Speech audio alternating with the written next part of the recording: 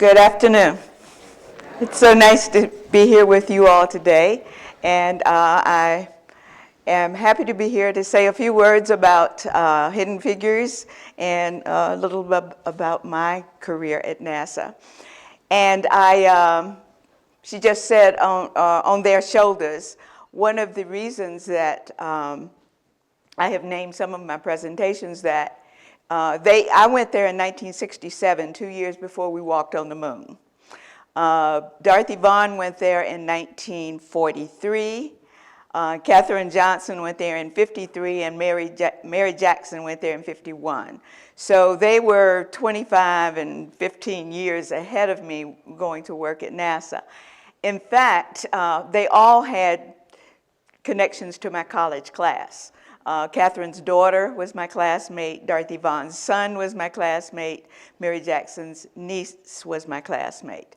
And so we were kind of in the next generation. And that's why I also, I guess, was not in the movie, because I was still in college when that movie was supposedly made in 61, 62. And so they were still there when I went there, however. They were all there. Katherine Johnson, who was sort of the star in the movie Hidden Figures, and I have been in the same church for 60 years. And so I probably know her better than I knew the other two ladies. We've been dear friends all of those years. And as I said, her daughters, all of her daughters were my friends. And so when Margot called me back in 2011, I think, saying she was thinking of writing a story about the computers at NASA, I was really kind of surprised.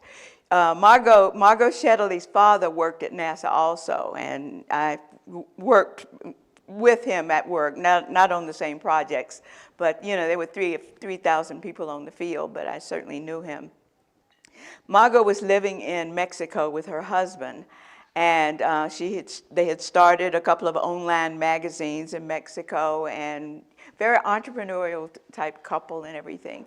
And they came home one weekend to visit her parents, and they were going to church, and her father said to her, "Oh, look, Margot, there's Miss Bland. That was your Sunday school teacher." And you know, she was also a computer at NASA Langley. And then he continued to talk about what the computers at NASA Langley did, and when the computers did this and they did that. And Margot's husband spoke up and said, "Well, if the computers did all of that, how come I never heard anything about them?" And Margot said, that is what started her to thinking. She says, you know, I grew up with these people and I knew all these ladies. And I guess I had never considered that it was different than what anybody else knew in the country. But she started thinking about maybe that was a story that needed to be told. And her parents took her to go and speak with Katherine, and she talked with her a while, and then she called me. The other two ladies have been deceased for a number of years. And So Margot I think she was the right person to get that brainstorm, because she is the one who went after doing that research and writing an excellent book. And that was a great job she did. When she would come home on weekends after she got started writing the book, I would have lunch with her often. And we talked about another book at one point called The Warmth of Other Suns, which was a story of the migration of the blacks from the southern part of this country to the northern part of this country and the western part. And the author who wrote that book put a lot of history in the book, so you understand what was going on in the South where the people left, what they encountered when they got up north, and how life was in the North and everything, but just a lot of history in the book. And we often talked about how much history was in that book. And I had no idea Margot was going to include in the Hidden Figures book why airplanes fly and how the airflow flowed over the airplanes. But she got into quite a bit of history in writing Hidden Figures. And so when the movie came out, let's see, Margot, I think, submitted 16 proposals when she finished writing the book. And I'm getting a lot of this from articles that appeared in the newspaper at home. She had gotten 14 rejections on that book. I mean, that's enough to make everybody feel pretty low. But the 15th was the jackpot. She got a call, she got a contract on the book, and I would say 3 or 4 weeks later, she got a call from Hollywood. Now, how often does that happen? She got a call from Hollywood. There must be a telegraph line from the publisher's office to Hollywood. But the young lady called and said, oh, this has got to be a movie. That young lady had a connection with a director in Hollywood and knew some other folks to help make it happen. And so when Margot got that contract, I guess that was in September of 15, I believe, she had to hand in the book a year later. Well, now all of a sudden you've got somebody writing a script from the movie and the book for the book at the same time, both using the proposal that she had turned in. But as Margot started working in September to get her book written, they started filming the movie in Atlanta around December of 15. So, I mean, it was just so fast. And so a year later, when Margot had her book complete, and it came out in September of 16, I saw the movie the 1st of December in Hampton at one of the early releases. And so you just don't see that very often, that a movie is going to come out within 2 or 3 months of when the book comes out itself. And so she really, really hit the jackpot on that. But a lot of schools all over the country actually showed the movie to their students. And they would then have NASA coined, they had the Hidden Figures. They didn't have many of them to go out and speak. But then they coined the term modern figures. So some of the young African-American computers or workers who are working there now would go out and speak about their careers at NASA and what they were doing and maybe some of the lessons in the movie for the young people. For instance, all 3 of the ladies in the movie spoke up for what they wanted. Dorothy Vaughan says, I want to be the supervisor. Mary Jackson says, if I were a man, I'd already be an engineer. I'd already be working in that wind tunnel. And Katherine Johnson said, I want to be in that room where you all are making the decisions. Because if I've got to do the work, I should be there to be able to, participate in that. And I ought to get my names on those reports. So they spoke up for that. Another thing I thought was great about Dorothy Vaughan was her perception of what was going on around her. She noticed what was going on, and so when she saw this big empty room, she asked her supervisor, well, what's going in that big room? Well, an IBM. And she said, it's going to be able to do calculations a lot faster than you all do. Dorothy said, yeah, I guess that's good for NASA. But what she was thinking was, that's not so very good for us. That's our jobs. That they're going to go away. But what did she do? She went to the library, and she found a book on Fortran programming in the library, and she taught herself to program in Fortran.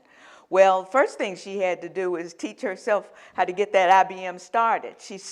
In the movie, she started it when the IBM man couldn't get it started. Now, I don't know if that was true or not, but that's exactly what happened. And then she programmed it, punched the cards, and got it to run. And the IBM man says, oh boy, we need somebody like you in this office. But not only did she do that, she taught everybody in her office how to program so that they would not lose their jobs, because that was what was going to happen to them. Of course, Mary Jackson NASA made it so that she had to go back to school to take some classes to become an engineer and work in the wind tunnels there. And she had to go through the court system to go to that all-white Hampton High School in Hampton. And her argument was great. she prepared herself. She found out what meant something to that judge. She says, you're the first one in your family to go to college, and that makes you proud, and you're the first one to be renamed a judge, and such and such. Being the first really means something. She said, if you ruled in my favor and say I can go to Hampton High School, would it be better to say you're the one that turned down the first black engineer at Langley, or you were the judge who approved the first black female engineer at NASA Langley? He says, well, maybe being that first is pretty good, and he ruled in her favor. And so she did her preparation when she had to do that. Let's see, I guess there were some liberties taken in the movie. People always ask that question. First off, in 1961-62, the West computers didn't exist because NACA was originally what NASA was formed. The airplane was invented in this country, but during World War I, the English, the French, and the Germans made a lot more progress with the airplane than the Americans did. The Wright brothers didn't really want their airplanes used in war. They kind of wanted them more for recreation, I think. So the United States had not done a lot of development of the airplane. So one citizen of this country went to President Wilson and said, I think you need to do something about coordinating the aeronautical research in this country. And so he appointed 14 men to form the National Advisory Committee for Aeronautics. And those 14 men looked around for where they could build their first laboratory, and they built it in Hampton, Virginia, right close to the water.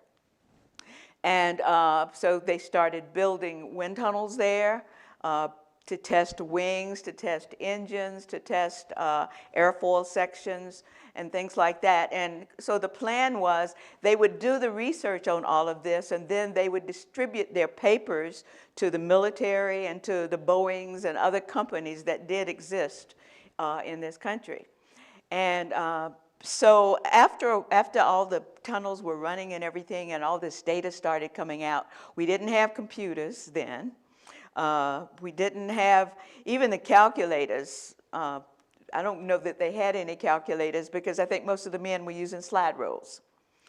And it was a lot of work, and even doing all of the figures by hand and everything. And so the men started complaining, the engineers that had been hired. They said, this is too much work for us to do. We can't do all this using slide rules. And so they decided they were going to hire the women. And so they brought in the first class of white females in 1935 to help reduce the data, to help do the figures, to help to read graphs, slides and things that had been gotten in the wind tunnels.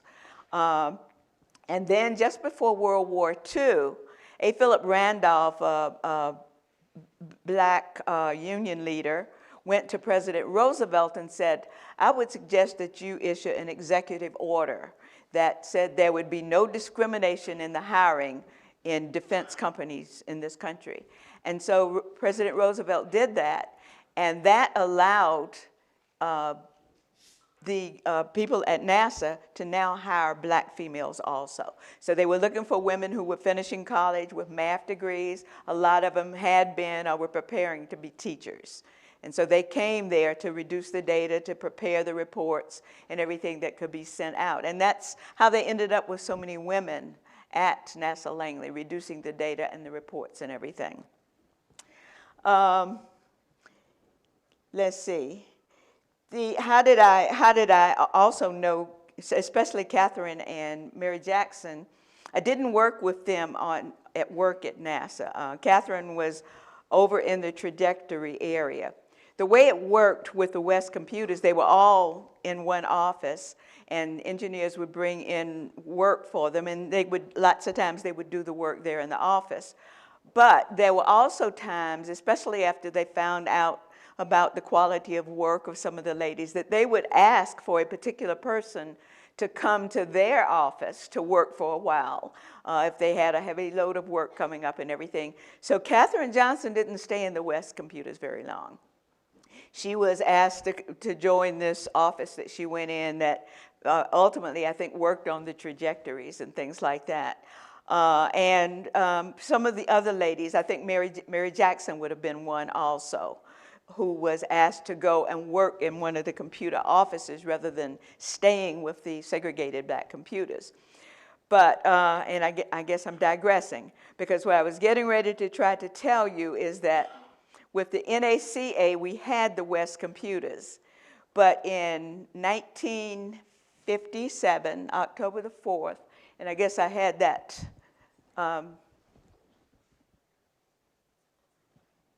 that headline up. I was in boarding school in North Carolina. I was a senior in high school. And my job was to take the newspaper to the library and put it on the spindle in the library for everybody to read. So October the 4th was the day Sputnik went up. And for those of you in this room who might remember that, that sent shockwaves through this country.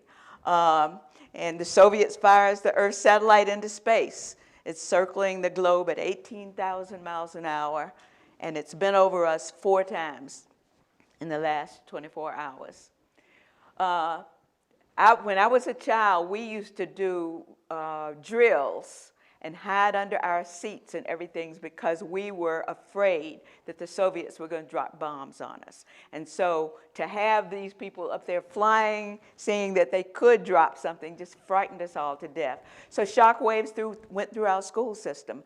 And so there was stresses back then in 1958 and so forth that were encouraging the young people to take their math and their science because we needed them. We needed their knowledge and their abilities in this country to do that work.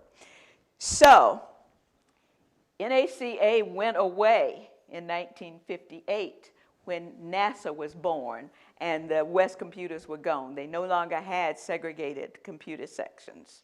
And so the name changed to NACA. I think there were arguments in this country as to how NASA would be formed. Would it be a military agency that ran it? Would it be NACA? Would it be somebody else? But finally, NACA won, and by then there were 3 NACA centers. There was the one at Langley, Virginia. There was one in Cleveland, Ohio, called the Lewis Glenn, I think it was Lewis, but certainly the first one, Research Center. Then there was one in Mountain View, California called the Ames Research Center. They became some of the first part of NASA in 1958, and the West computers no longer existed. So when I went there in 1957 and I was hired as a computer, I went into an integrated office, and they were working very heavily on Apollo then because the Apollo 1 accident had been in January of the year that I went there in June. And so that was the big effort there. Now the last 2 years, since I've been I guess I was one of the people in the book that has been able to go out and speak. Katherine Johnson turned 100 years old in August. She's won all sorts of awards and everything, but she is not able to go out and speak in many places. Her daughters and grandchildren actually go out and do a lot of speaking for her. I've been speaking pretty much all over the country, and one of the delightful things is, especially with young people, they all come up and say how inspired they have been by the stories of those women and the kind of work that they've done. And I think hearing students say that they're inspired and they want to do something actually inspires me, and I think others, to continue to talk about the work that they did if it will help inspire our young folks to take the right classes, to go into the right careers where we need you to go. I get despondent when I hear a lot of our high-tech companies, say out in the Silicon Valley, say that they cannot find American students to take a lot of their jobs. And they have excellent paying jobs out in that area. And I know that our students are just as smart as the people that are getting the jobs. So I think it is our school system we need to make sure is first class. I think we need to respect our teachers in our school system and pay our teachers. And our students need to take the classes that will prepare them to go into areas like this so that you too would be contributing to what we're doing in this country in all of these areas. And so that has been an inspiration to all of us to go out and talk to the students. When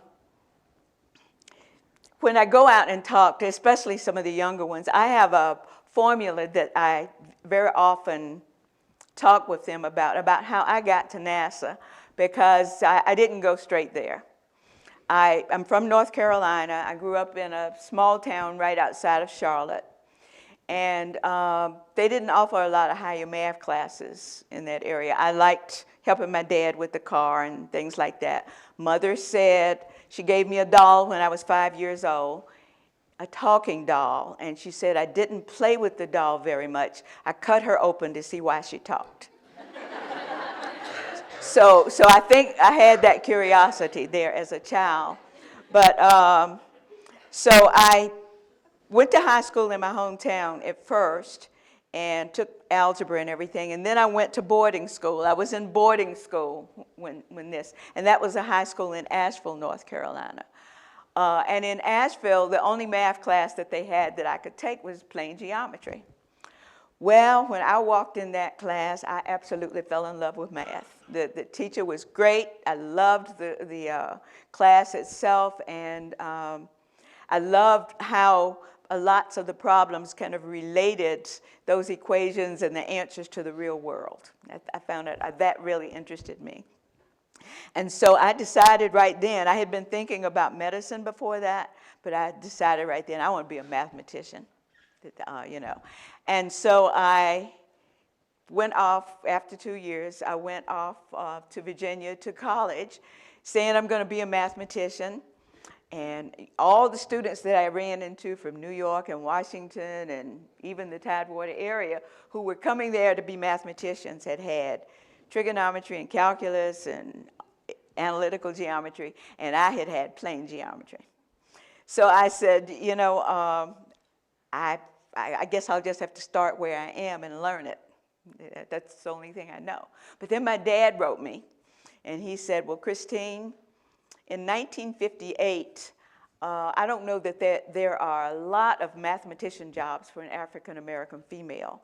He says, I think you need to get a teacher certificate. And I started thinking about that. And I had this formula in my head somehow, called it P to the fourth power. And it said, okay, if you know the job that you really want to get to, perceive of yourself in that job. See yourself as a teacher. See yourself as a mathematician. And that was the first P. The second P, then think about that job, do some research, and find out exactly what it is you have to do to get to a job like that. What classes do you have to take? Are there special experiences you should have to get to a job like that? Third, once you get your plan done, then start preparing. Start working your plan. And the fourth P in P to the fourth power was persist, because you're going to run into problems, you're going to run into detours, but you don't want to quit. You want to find a way to get around the detours. You want to find a way to solve the problems that you've run into and keep going. And so I had perceived of myself as a mathematician when Dad called. And I knew my dad was trying to help me. He wanted me to be able to get a job when I got out of college.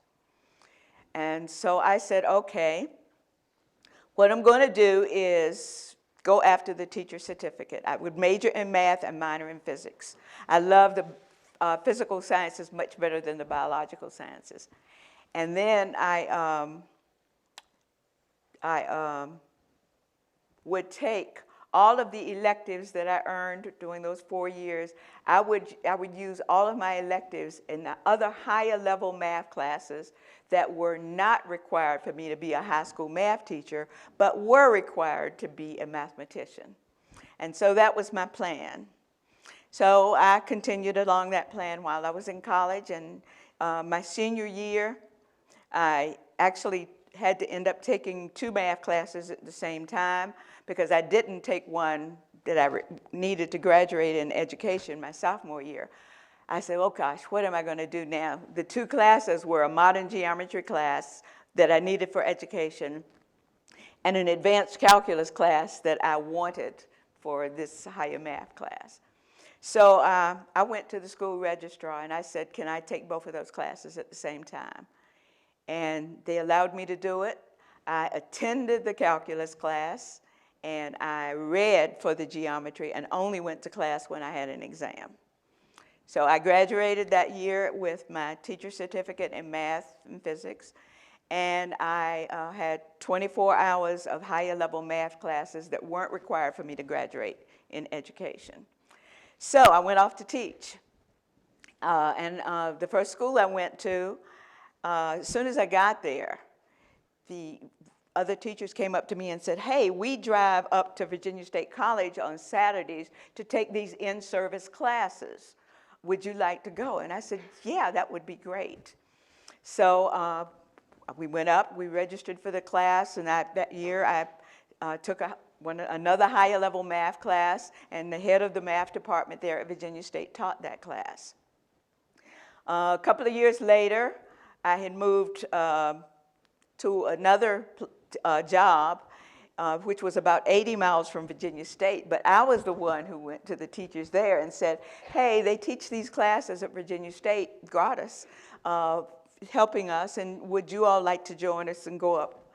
And this year it was Friday night. They weren't Saturday morning classes, they were Friday night classes. And so I managed to get a carload of teachers to drive 80 miles after work on Friday to go to Virginia State and sign up for these classes. And first semester went fine. Second, at the end of the first semester, you know what happened? Everybody in that car quit, but me. And I said, I don't want to quit. I absolutely don't want to quit. I need to finish this class and everything. I says, but you know, I'm driving to work after work on Friday, class for 3 hours. I get out of there about 10:30. I'm driving home 80 miles by myself at night. I was really scared, kind of worried about that, but I said, I can't quit. I'm going to do it. So I continued with my class the second semester by myself. My husband, I think I told you I had gotten married by then. My husband got a fellowship that year to go to Virginia State and get a master's degree in biology. And so I'm saying, well, you know, it looks like we might be moving here, so maybe I should look for a job. So I applied to the school systems around the Virginia State College. One system wrote me back and asked for a letter of recommendation. And I went to my principal and said, would you write me a letter of recommendation? He said, I'd be glad to, but I want your contract back for September. He says, I don't want to be looking for a good math teacher in August. I said, oh, well, okay, I'm going to be optimistic. I'm going to get this job. So I turn in my contract. He writes a letter of recommendation. And I never heard another word from that school system. But two weeks later, when I went back up to my class that Friday night, I went up to the professor, again, the head of the math department, and I said, I was wondering if you knew of any jobs around here I might look into. It looks like we might be moving here, and I'm looking for a job. He says, you're looking for a job? I said, yes. He said, well, let me take you across the hall and introduce you to Dr. Hodkinson, the head of the physics department. He is looking for a research assistant in aerosol physics. We went across the hall and met Dr. Hodkinson, and with my math teacher's kind of recommendation, I got that position that night. That was going to pay for me to actually get my own master's degree. I would be doing research in light scattering of non-spherical particles, and it would actually give me a little extra spending money on the side. So it was just like it fell out of heaven into my hands. It was wonderful. When I got ready to graduate, I applied at a couple of universities about teaching, and I said, let me go by the placement office. I went to the placement office, and the young lady says, well, where have you been? Did you know NASA was here yesterday recruiting? I said, no, I hadn't heard a word about it. She said, well, they were here. She said, you fill out this application and you bring it back to me as fast as you can. I'm going to mail it in. And she did that. And 3 weeks later, I had an offer from NASA. And because the salary from NASA was a little bit higher than the salary from the colleges, my husband suggested the NASA job. So I took the NASA job. And that's how I got to be a computer at NASA. I did not realize I was being hired as a computer, but I was. And so I worked for several years as a computer. The computer supported the engineers, like I explained to you. And so after doing that for a while, some of the problems were really interesting. And by the way, I could program then. I learned to program in graduate school. So when they brought equations into me, I would write a computer program and solve the equations for them. Then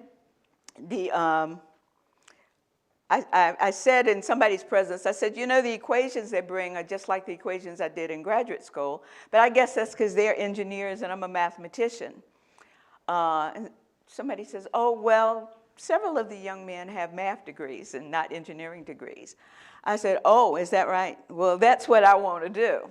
I want to do the engineering. And so I asked the supervisor about moving over into an engineering section. And he says, no, I don't think so. So I waited a few weeks, and then I decided, well, I'm going to a higher level person and ask about that.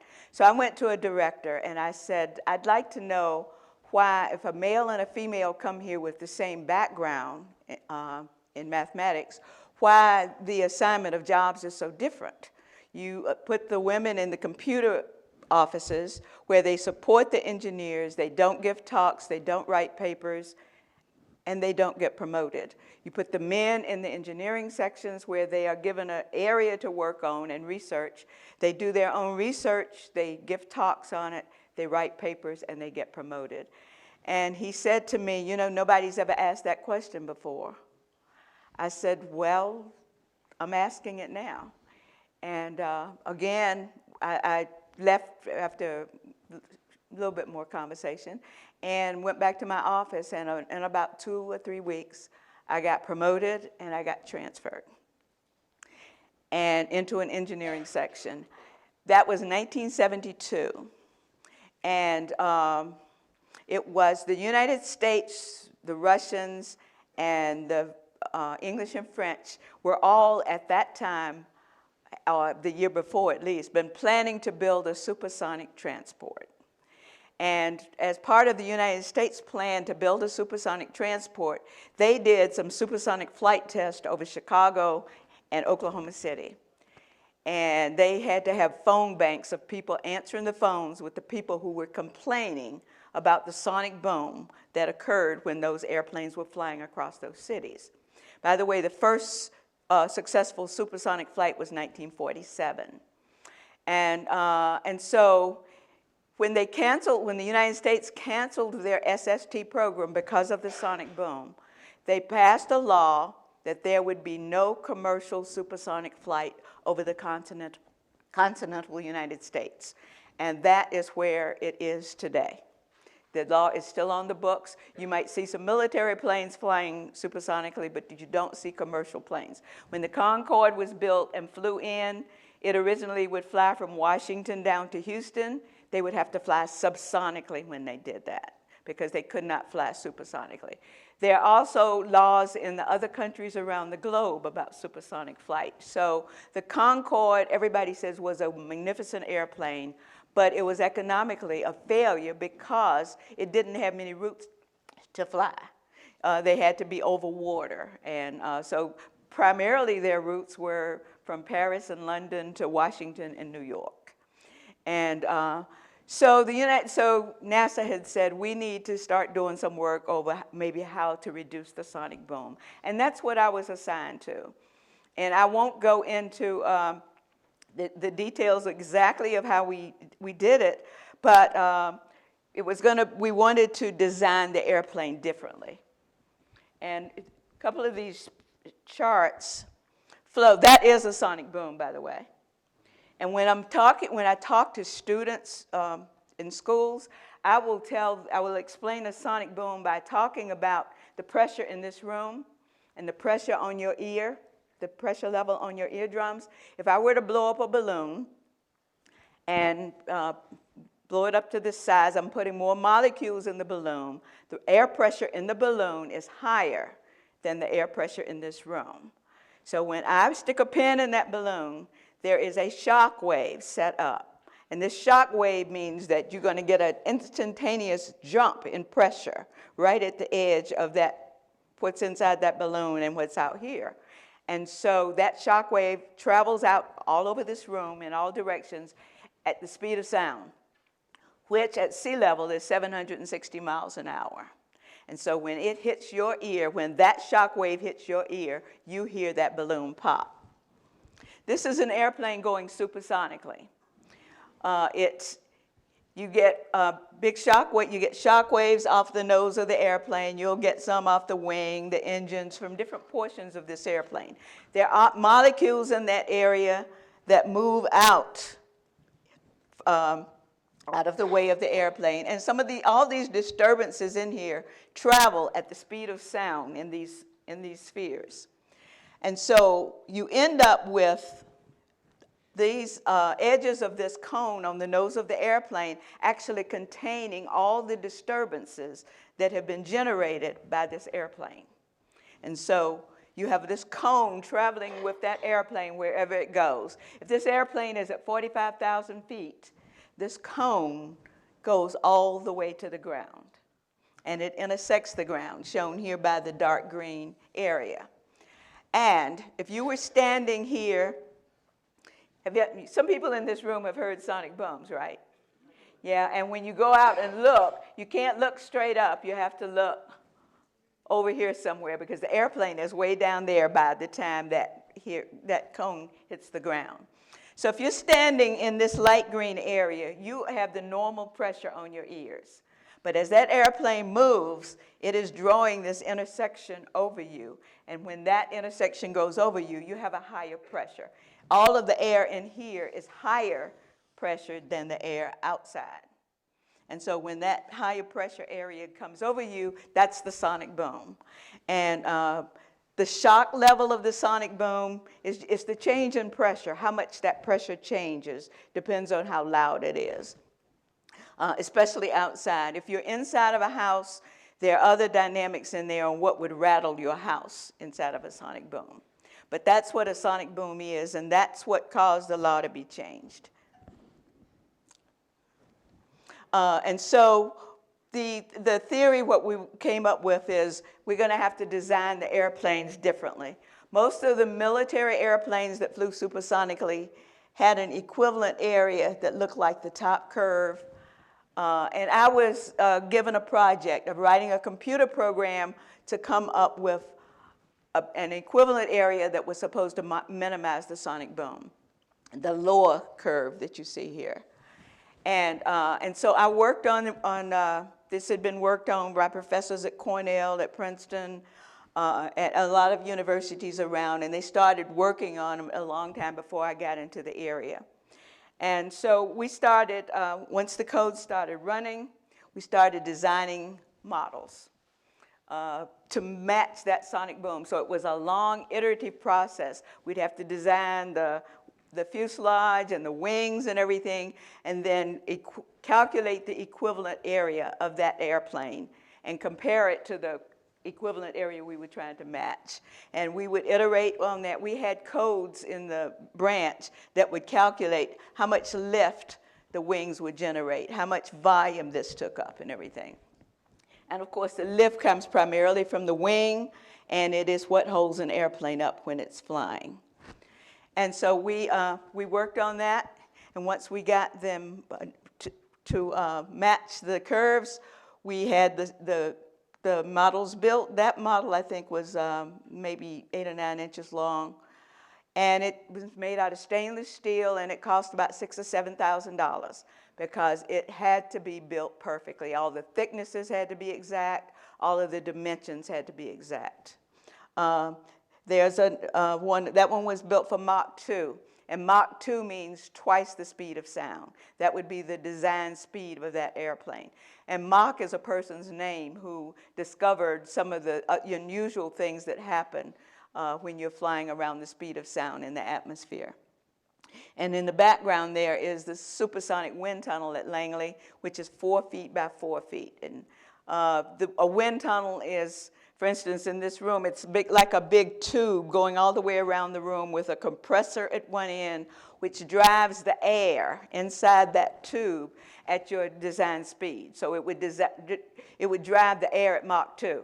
And you would have your airplane in there, and you would measure what was being done. So here's your airplane mounted in the wind tunnel. We've got the ground being to the side here. This is a pressure probe that would read what's coming off that airplane. There's another pressure probe up there. And the cone on the airplane that I showed you earlier, this allows this airplane to move forward a short distance.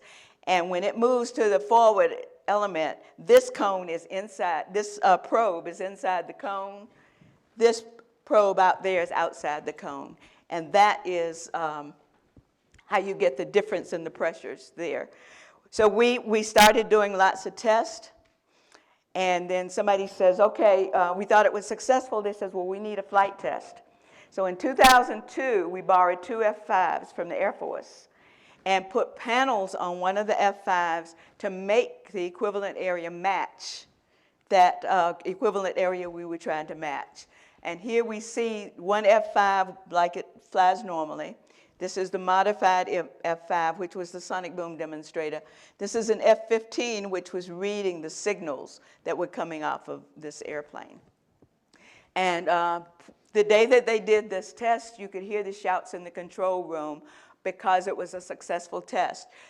We got an N wave from this F-5, a big N wave. Here we had a much smaller shock. You can see it better up here. Like the red one would be the big N wave. The black one would be the smaller shock with the jump in pressure right at the front. And that's what that one gave. And so it was successful. And so we said, okay, the next thing we need to do is build a full-size airplane, fly it at 35,000 feet, make sure all this is right. That was in 2002. Well, about 15 years later, in 2017, NASA got money in its budget to build a low sonic boom X-plane. And so in March of this year, March of 2018, Lockheed Martin got a $247 million contract to build a low boom supersonic X-plane. They're working on it now. They hope to have it built by 2021, and then they'll do flight tests and maybe fly over you all and get your feedback on how loud you think it is. And then they will take that data to the FAA and ask them to consider making a rule change so that there perhaps could be commercial supersonic flight on this country and maybe around the world. And you could fly back to the East Coast in an hour or two, or something like that. So, so that's been kind of my career, and it was great. I enjoyed it, and I don't know, is time up? It is. Okay. I was so enthralled by you, I couldn't stand up. We have a few minutes so that we can ask some questions, and we have microphones there. So if students want to come forward and ask some questions, you have that opportunity.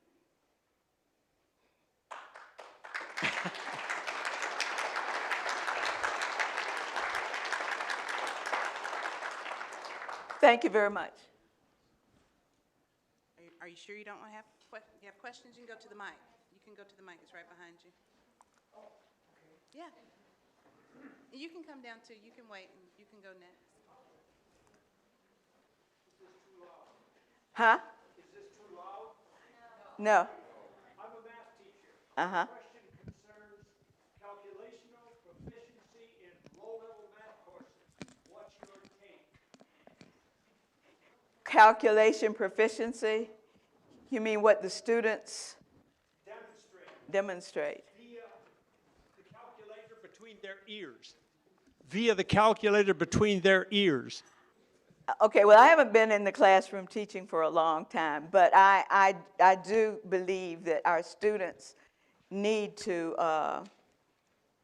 they need to be taught those. They depend on the calculators. So what some student was asking this thing in the house that you, the Google, you know, the one that turns on the television and everything.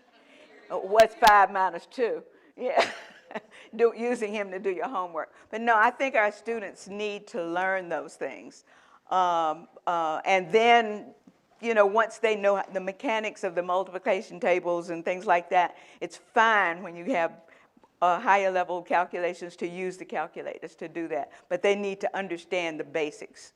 I agree with that. And like I said, I think we need to appreciate our teachers. As much as I loved physics and everything, I had a physics teacher one time that almost made me hate it by the time I got out of class. So we need to have good teachers, and we need to actually entice good teachers to come into the classroom and work with our students too. Yes? Hi, is this on? Okay. In your experience working with mathematicians and engineers over your career, is the school that they went to as a strong determining factor in their proficiency as mathematicians and engineers, or do you think it is more important that they themselves have applied themselves? Well, I certainly think that what's inside you has to be a big part of it. I was asked a question. I was in Charlotte one year for a meeting or something, and this couple, I was riding in the car with them, and I said, "Oh, I'm from Monroe." And the lady turned around and looked at me and said, "How in the world did anybody from Monroe ever get to work for NASA?" You know, which was not a very good grade for Monroe, but I think it has to be inside. Now, you need good teachers. You need somebody that's going to try. And very often, you do have good teachers in maybe otherwise schools that might not be that great, but people who really care about what you learn and really work with you and everything. And we need to appreciate those kinds of teachers. So it certainly, if you go to a school where nobody's going to do anything, that's certainly bound to affect you. I tell a lot of my students, I said, a lot of them don't read math books, and now they don't even have math books, a lot of them. So I think reading the math book and understanding it is important, because you can figure it out yourself. And then I tell them you go work the odd number problems because the answers are in the back of the book. But by the time you do that a few times, you start understanding what you're doing. And so I think good teachers are important, but they also sometimes help instill within you that this is something I really want to do, and you work at it, and you get it done. Thank you. Okay. I also had a teacher that made me hate physics. So I was kind of curious. So I've been told kind of different things. How do you feel when people say like they're not a math person or that they're bad at math? I've been told that you're not able to be bad at math, but That you're not able to do math. that you're not able to be bad at math, quote unquote, from a professor. But so do you think that that's a true thing, or if it isn't, like how do we kind of get rid of that mindset of, oh, because I'm a journalism major, like we're not supposed to say like, oh, I'm a journalism major, I'm bad at math. So how would we kind of get rid of that mentality? Well, you know, I guess I think there are some people maybe who don't do that well in math, but I also think that there are a lot of people who have been told it so much that they never give themselves the opportunity to show that they can do well in math. And sometimes it is that teacher. You know, there are some teachers who can teach anybody to do, it almost seems like they can do almost anything because the teacher is so great, or teach anybody to sing. But so I don't think parents should allow people to tell their students, you can't be this. So girls don't do math, girls don't do engineering, girls don't do so-and-so. I think that that should be kind of between the student and the parents and everything. And if that's really their dream, they could do marvelous things, and women do marvelous things. So On the other hand, I'm not going to say that math is the only career out there, because people do well in lots of careers. So it's just one that you want, that should be your passion, something that you really love. Thank you. So my question is kind of about the skills that have been most helpful to you in your career, both on the math side or the technical side and on the non-technical side. What has been most helpful to you?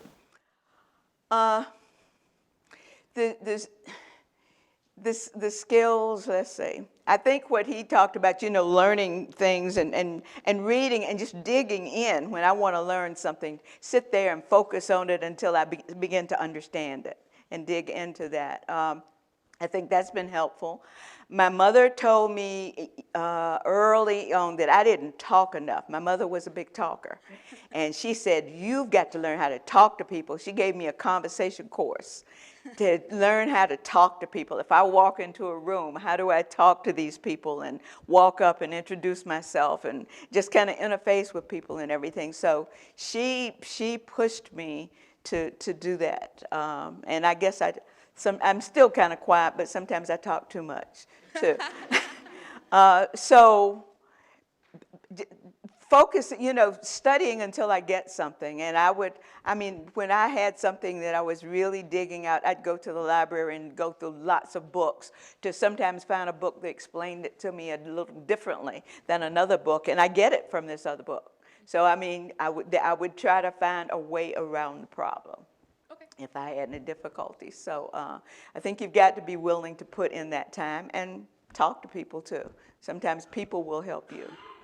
Yeah, so thank you for your question. Thank you. Yes.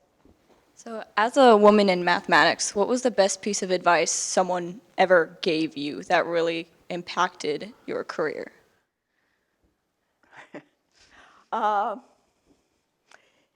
Gosh, this same professor that got me that job and that assistantship and everything, there was a visiting professor at the college one summer, and he said, I want you to take this class, and I'm signed up for the class. Well, the professor would explain to him how he thought the class went. He had never been at a black college before. So he after the first meeting, he went to my head of the department and said, I think that's going to be a great class. There were all the people on the front row were just talking, and it was great, all except this young lady on the second row looking out the window. And so that's all he said to me when I ran into him that afternoon. He said, Dr. So-and-so said he thought he was going to like the class, but there was a young lady in the second row looking out the window. At the end of the course, I ran into him again, and he said, Dr. So-and-so says that was an interesting class he had. He had some of the worst students he'd ever seen, but he had some of the best students he had ever seen. And then the professor looked at me and he says, I just want you to know you don't always get a second chance to make a first impression, which I have always remembered him saying that to me, telling me I shouldn't be sitting there looking out the window.